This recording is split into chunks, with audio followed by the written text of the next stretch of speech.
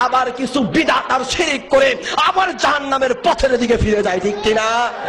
সম্মানিত উপস্থিতি, এই জন্যই ইমাম বুখারী রাহিমাহুল্লাহ সহিহ বুখারী প্রথম খণ্ডের 16 নম্বর পৃষ্ঠায় একটি বাব রচনা করেছেন, আল ইলমু ক্বাবলাল কওলি ওয়াল আমাল। শুনুন, কথা বলার আগে একটু চিন্তা করে ভেবে চিনতে বলো, এই কথাটা বলা যাবে কি যাবে না। আমল করার আগে একটু ভেবে চিন্তে করো, এই আমলটা আল্লাহর নবীর তরিকায় হচ্ছে কি হচ্ছে না। সম্মানিত উপস্থিতি, সমাজের ভিতরে এমন কিছু আমল আছে, আমরা যেই আমলগুলো করছি সওয়াবের আশায়, অথচ ওই আমলের ভিতরে সওয়াব তো নেই, বরং ওই আমলগুলো আমাদের আমল নামায় গুনাহ লেখা হচ্ছে। সম্মানিত উপস্থিতি, আল্লাহর নবী যেইভাবে বলেছেন আমরা তার বিপরীত করছি। আল্লাহর নবী যা বলেছেন তার বিপরীত অনেক আমল আমরা করছি। কয়েকটা দৃষ্টান্ত দিব। সহিহ বুখারী শরীফের প্রথম খণ্ডের 124 নম্বর পৃষ্ঠায় একটি হাদিস রয়েছে। আল্লাহর নবী সাল্লাল্লাহু আলাইহি ওয়াসাল্লাম বলেন, ইদা উকিমাতিস সালাতু ফালা তাতুহা তাসউনা ওয়া আতুহা তামশুন ওয়া আলাইকুমুস সাকিনা। শোনো, যখন নামাজের ইকামত শুরু হয়ে যাবে, এরপরে ওই নামাজ ধরার জন্য দৌড়ে কেউ মসজিদে যাবে না। আবার বলছি, আল্লাহর নবী বলেছেন মসজিদে নামাজের জামাত ধরার জন্য কেউ দৌড়ে মসজিদে যাবে না, এটা আল্লাহর নবীর আদেশ।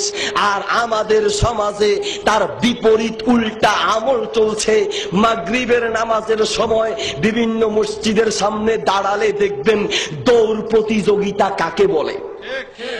মুয়াজ্জিন ইকামত দিল আর বাহির থেকে মুসল্লি নামাজের রাকাত ধরার জন্য দৌড় প্রতিযোগিতা কাকে বলে। আল্লাহর নবীর হাদিসের বিপরীত আমল কি করে চলছে দেখলেই বুঝতে পারবেন।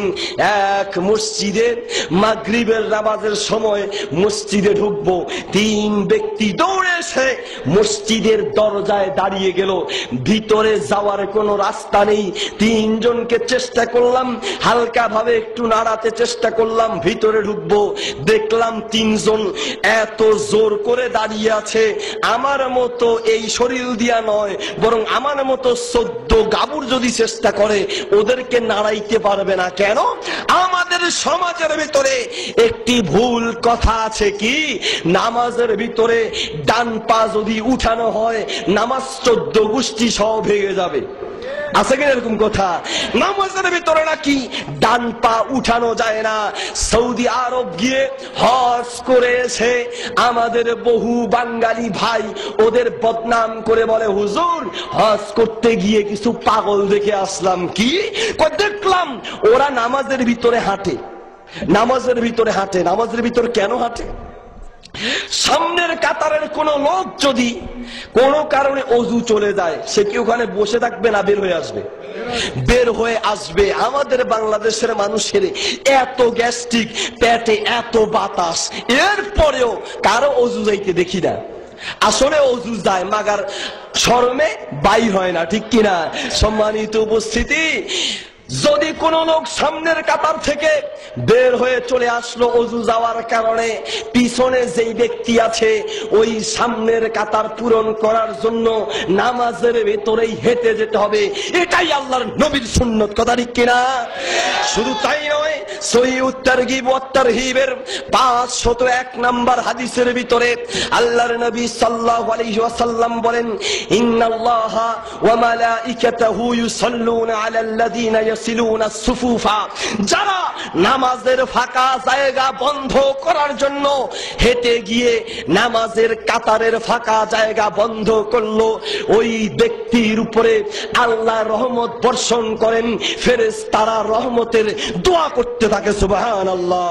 শুধু তাই নয়, সহিহ তারগিব ওয়াত তারহিবের 505 নম্বর হাদিসে আল্লাহর নবী বলছেন, মান সাদ্দা ফুরজাতান রাফাহুল্লাহ, যে ব্যক্তি নামাজের ফাঁকা জায়গা বন্ধ করলো ওই ব্যক্তির জন্য আল্লাহ মর্যাদা বাড়িয়ে দিবেন।